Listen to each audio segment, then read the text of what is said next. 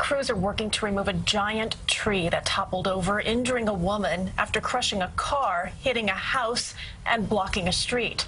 The crash also knocked out power to the entire block. CBS 2's Reena Roy live at the scene in Woodlawn Heights. Reena? Well, Christine and Dick, just take a look at how big and thick these pieces of tree trunk are. They smashed into this power line, knocking over that pole, hitting those homes, making such a big mess that, as you can see, hours later, crews are still out here trying to clean it all up.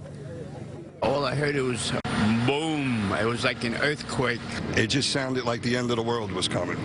All you heard was just crushing and crushing and crushing. This huge oak tree, 60 feet tall, going out with a bang, crashing down onto 238th Street. Its trunk and branches spanning from yard to yard. I thought somebody literally crashed into the house. Crashing into homes, a car, and a neighbor. People say the mother of three was gardening across the street when it collapsed around her. She was just standing in the middle of the garden screaming at the top of her lungs. She stood still in shock, trapped in this messy maze of power lines and branches. She couldn't move, so we ran into the garden and kind of just dragged her out. Meanwhile, other neighbors in for a rude awakening. The colossal tree forcing its way into the Letizia family's bedroom windows while they slept, shutting down power in their home and others on the block. I ran to the front of my apartment because my son sleeps in there, and that's where we saw the tree coming into the window. I was kind of sleeping when it happened, but I heard a ton of cracking.